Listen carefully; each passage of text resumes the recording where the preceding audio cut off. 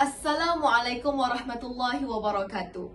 Sekalung penghargaan saya hulurkan buat pimpinan majlis Kombinasi Kehakiman Intelektual Berintegriti, Div-Div Kehormat yang disanjungi. Seterusnya, hadirin hadirat yang dikasihi, dekat di hati. Salam Malaysia Madani, saya titipkan buat semua. Nama diberi Nur Aina Akilah binti Muhammad Fauzi. Saya merupakan seorang pelajar tingkatan 4 yang bersekolah di SMA Jaim Al-Ihya Al-Karim ataupun lebih dikenali dengan nama singkatannya iaitu Mekar. Saya merupakan seorang anak tunggal. Mendengar lagu dan membaca buku merupakan hobi saya di waktu lapang.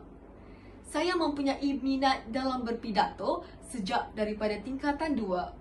Bukan itu sahaja, pencapaian terbesar yang pernah saya kecapi adalah apabila saya diberikan gelaran Johan sewaktu pertandingan pidato aspirasi generasi madani peringkat Negeri Melaka kategori sekolah menengah rendah pada tahun 2024. Saya diberikan amanah dan pengharapan yang cukup besar untuk membawa nama Melaka ke peringkat yang lebih tinggi, iaitu peringkat kebangsaan.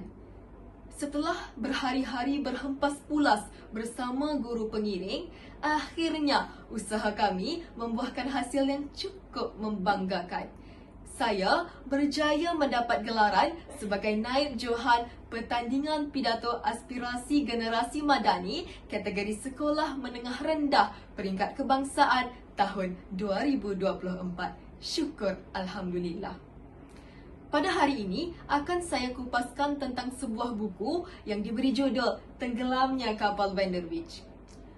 Penulis buku ini merupakan seorang tokoh terkenal iaitu Haji Abdul Malik Karim Amrullah ataupun lebih dikenali dengan nama panggilannya iaitu Buya Hamka.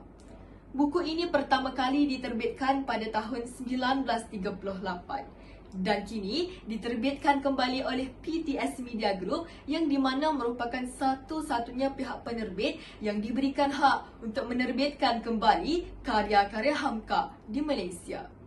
Bagi mengekalkan keaslian karya, pihak penerbit tidak mengubah sebarang bahasa mahupun ejaan yang digunakan oleh Buya Hamka.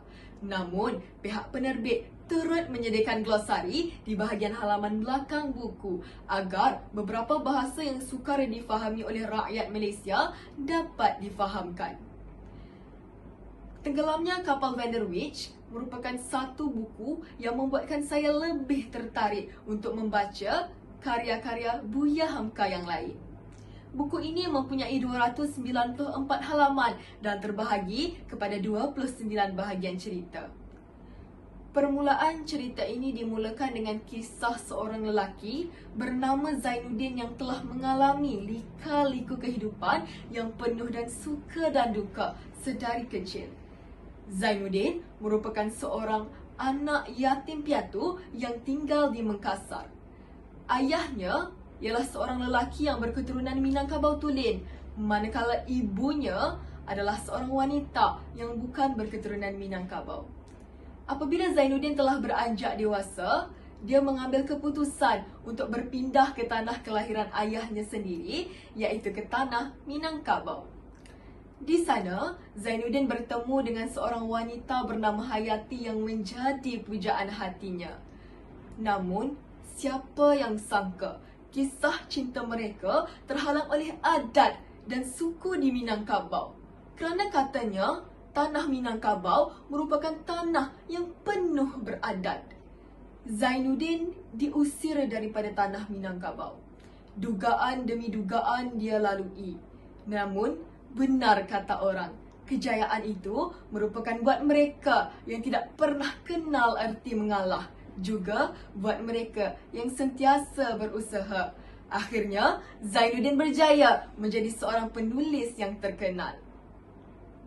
Seperkara yang ingin saya tekankan, saya suka akan penggunaan bahasa yang digunakan oleh Buya Hamka di dalam karya ini.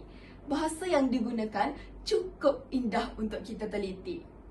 Pada akhir cerita ini, diceritakan tentang ratapan hati Zainuddin yang mana dia mengutamakan rasa dendamnya lebih daripada rasa kasih sayangnya kepada Hayati sewaktu pertemuan kedua mereka.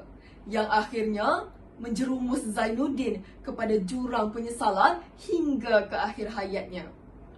Buku ini sungguh membuka mata saya tentang betapa pentingnya dalam menjaga aspek perhubungan sesama manusia, juga betapa pentingnya untuk menyematkan kekuatan di dalam diri kita. Naskah ini merupakan naskah yang amat menakjubkan. Pada pendapat saya, harga buku ini adalah agak mahal bagi seorang pelajar. Dengan bermodalkan RM29 untuk Semenanjung Malaysia dan RM32 untuk Sabah dan Sarawak.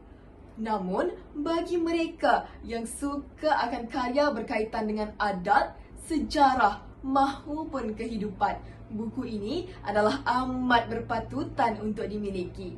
Sekian, wabillahi taufiq wal hidayah. Wassalamualaikum warahmatullahi wabarakatuh.